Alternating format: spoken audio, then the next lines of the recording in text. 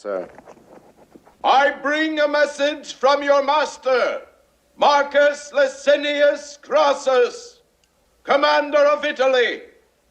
By command of his most merciful excellency, your lives are to be spared. Slaves you were, and slaves you remain. But the terrible penalty of crucifixion has been set aside on the single condition that you identify the body or the living person of the slave called Spartacus.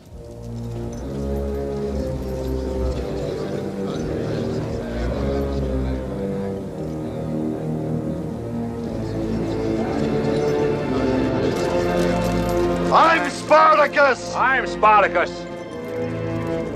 I'm Spartacus! I'm Spartacus! I'm Spartacus! I'm Spartacus! I'm Spartacus! I'm Spartacus! I'm Spartacus!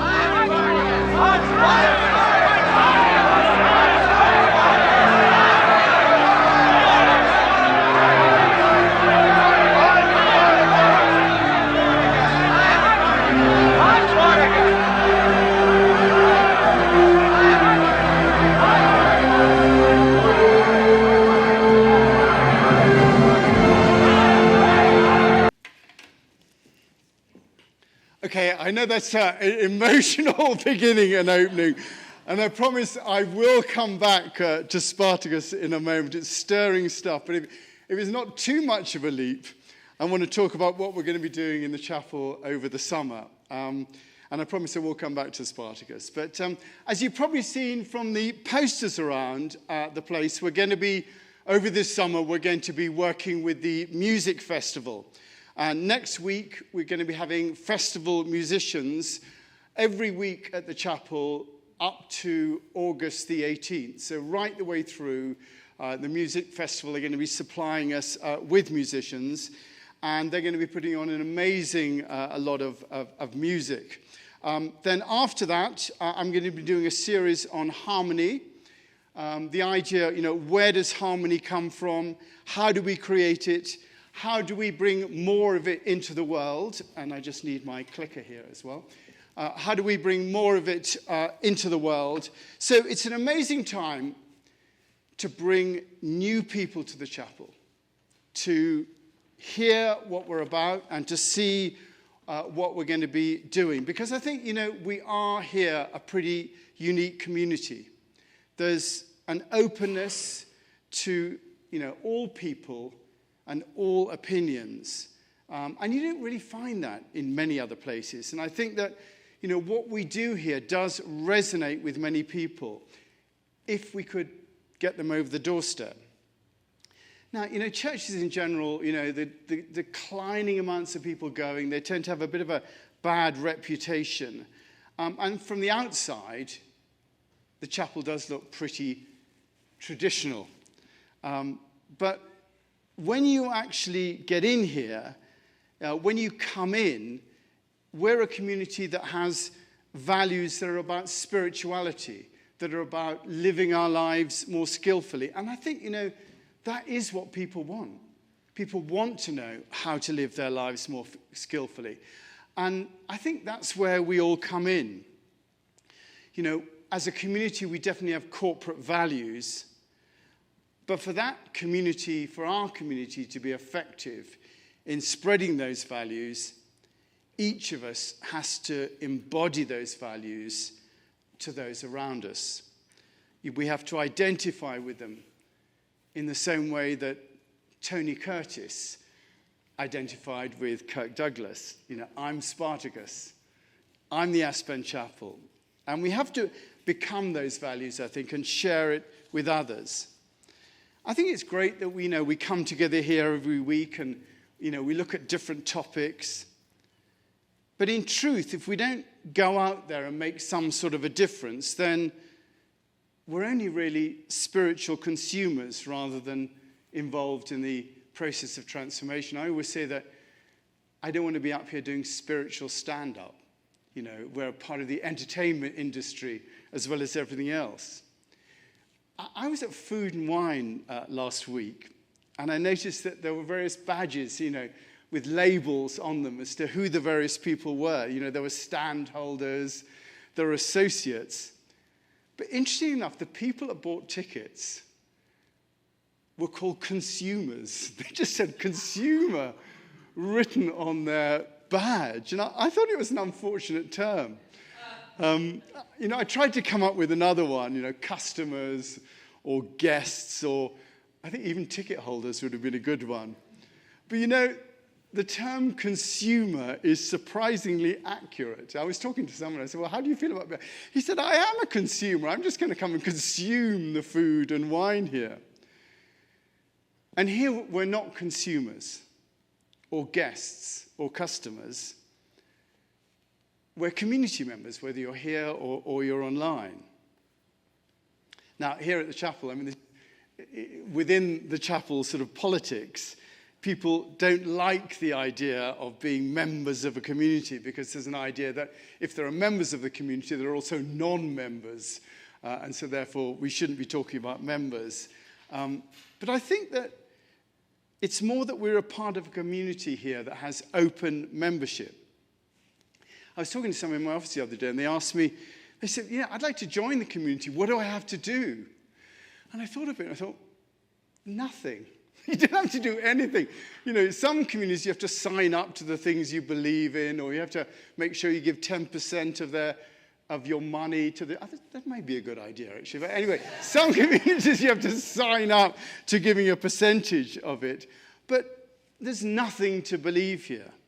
There's nothing to affirm. The only thing that defines us as being a part of our community is showing up. I love the way Heather said that this is a unique community. And we're all here together to touch that divine aspect. That's the only reason I think people come now to this community, as well as to hearing the fantastic music, but to touch that divine aspect within us. And we self-select to do that. We turn up to touch the divine within us. And hopefully, you know, during a service, that's what we do. And that's the only thing you have to do, just showing up either in person or online. We're a community without barriers to membership. You know, if you look at our posters, it says it's Aspen Chapel, a spiritual home for everyone. And that's the strapline. But that doesn't mean that to participate fully, that there aren't responsibilities.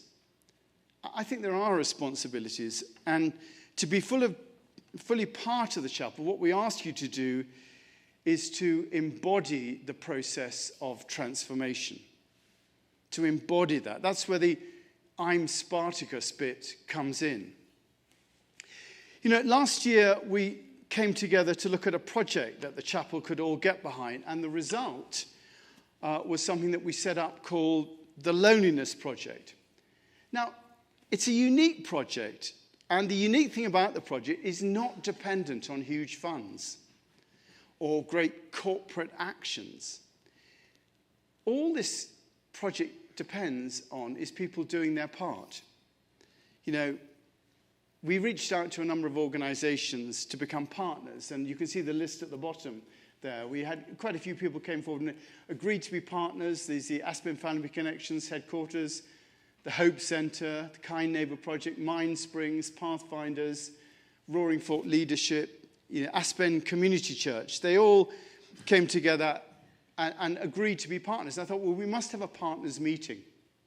So the other day, I organized a partners meeting, and we all came together. There were about 15 of us in the room downstairs. And we were all professional. I got little things to be on the front of the desk saying, you know, headquarters and Aspen Chapel. And we were all like, you know, very officially representing our organizations as part of the Loneliness Project. And to begin with, we were all very professional. We all, you know, stood up and said, well, our clients were doing this, and, you know, this loneliness is a part of mental health, and blah, blah, blah. And we talked for about a quarter, and then someone stood up in the room and said, do you know, I've been in the valley for 2 years, and honestly, I can't really say I've got any friends here at the moment. And the room went really quiet. And then someone else stood up and said, well, actually, I feel the same sort of thing. I've been here 10 years now, and, you know, I have people that I know, but I didn't really go to their homes or anything. And then gradually the whole room, everybody admitted to their experience of loneliness. And it was almost as if each person was showing up and saying, I'm Spartacus, I represent that. I think the whole room changed. There was this boom that happened, and we were all individuals together. And really, as part of the Loneliness Project, that's what we do. It's about bringing the subject of loneliness up. I was asked to speak at the Rotary Club the other day on the Loneliness Project. So I went along, and I did my usual spritz and stuff like that. And someone said to me, what can we do to support the Loneliness Project? I said, well, what you can do is next time you're at a party, a dinner party or other party, bring up the subject of loneliness.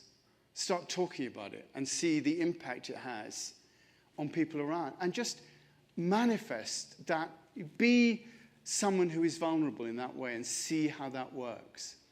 And really, with the great thing about the Loneliness Project is all you have to do is to show up, at your book club, whatever it is, and start to talk about it. There's nothing much more to do. I say all this because it shows that as individuals, we can make a difference in a room. We just have to embody the project ourselves. And it's the same with the work of the chapel here. We have readings, and I talk about stuff from the Bible and the Bhagavad Gita. We talk about personal transformation. But really the important thing is sharing that. When you look at the world at the moment, and all the stuff that's going on, the one thing that is really wanting in the world is wisdom. It's real wisdom that, where you're based upon something that's spiritually real and can make a difference. And I think we do embody that at the chapel. We can actually enable people to see how they can live their lives more skillfully. I had a couple, they were here last week, who came and visited, and they'd been watching in their home. I can't remember where it was, but they'd driven. They went to Leadville. Is it Leadville? Yeah, the other day. Yeah, sorry, Leadville. I didn't really do very well at geography. And they said, look, we really wanted to come to the chapel in person, just to experience it. Those of you online, if you're in Aspen, there's no excuse, really, for not coming to the chapel. But if you're living elsewhere, we quite understand. But they wanted to come in person. And they said to me how helpful they found the community in clarifying how to live their lives on a day-to-day basis. That there was spiritual wisdom, but it was practical. And I do think that this is something that we're offering here. And it's something, that people want. And yet we do keep it to ourselves. Normally, if you look around, there are about 40 people in the room. Perhaps 150 are online. It's not the same people every week. And there's a pool of about 400 people that rotate around watching online or turning up. And I really feel that this summer is a chance to grow this. You may say I'm not really, coming up with great spiritual truths here. But the spiritual truth is that you can't keep your spiritual life to yourself. You have to be sharing it in order to be making something of it, to do something with it. And, this summer we're going to be having great musicians as well as this week. I think we have a great topic with the idea of harmony. I was thinking of doing, I always had this idea of doing a course on the myth of evil. And Heather's always saying, no, I wouldn't do that if I were you. I don't think that's going to work. And I thought, I'll do the myth of evil over the summer. I thought, actually, harmony is much more interesting than the myth of evil. And people want to come and hear about harmony. People want to come and hear about stuff that they want to have. We've just done this course on peace. And I think people do want peace. But also people do want harmony. On top of this, we are going to be part of the Music Festival's LGBTQIA+ event that's coming up this week on June the 27th. We're going to be having a table there, and we're going to be welcoming people. We've got our garden party on August the 13th. Rebecca Chop wrote a book called Still Me about Alzheimer's. She has Alzheimer's, and she's going to be doing an event here on August the 31st. We're going to be welcoming anyone who's interested in Alzheimer's to come to the chapel We're going to have tables around. We're going to have her doing a lecture. She can't really travel now, so she's going to be on screen doing it. But we're going to have people here in the room doing that. We have our book clubs, our supper clubs. We have meditation on Tuesdays, and all the other things going on. And what I'm asking you to do is bring people along. Tell people what we're up to here and ask them to come themselves. Yes, it does mean admitting that you come to church and opening yourselves up to other people thinking about what that means. But if we're serious about what we're doing, then we have to be prepared to do, more than just preach to the choir. And there's another thing that we're going to be doing, another way. From this month, we're going to be putting out a weekly Wisdom from the Top of the World email with thoughts and ideas about what's going on in our society. It's not going to be, this is what's happening in the chapel. It's going to be an idea based upon what's happening. And the idea is to share wisdom to give a clearer perspective. And initially, it's going to go out to all the people who've been from the Wisdom to the Top of the World event, those events that we've had over the last couple of years, or those who've opted into our recent this from a recent survey. I asked people, did they want to receive weekly emails?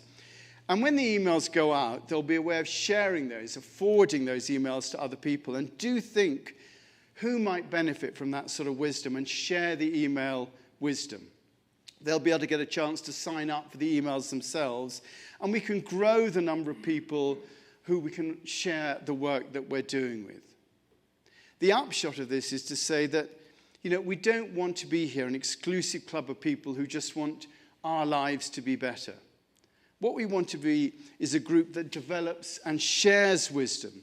And to do that, we have to grow this group. We're doing all that we can to do that here, but, we do need your help, whether you're online or you're in the room. At the end of Matthew, Jesus says, "Go and make disciples of all people." And by that, he doesn't mean go and make everyone a Christian. He means go and develop a hunger in others for that wisdom. Have others want to grow in the same way that we're growing, hopefully. And we do that with each other here, but this summer, let's go out and do it with others and see if we can double the number of people that we're participating with here. It's only by sharing what we have that we'll be able to give other people an opportunity to live healthier and more sane lives and make some sort of contribution. And it does mean standing up and being responsible for it.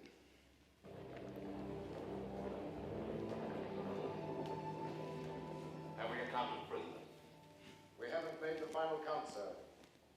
I bring a message from your master, Marcus Licinius Crassus, commander of Italy. By command of his most merciful excellency, your lives are to be spared. Slaves you were, and slaves you remain.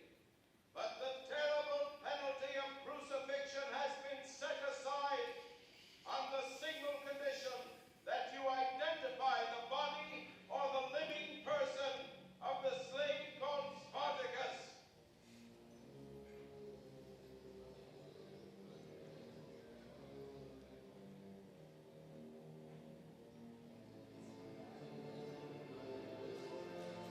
I'm Spartacus. I'm Spartacus.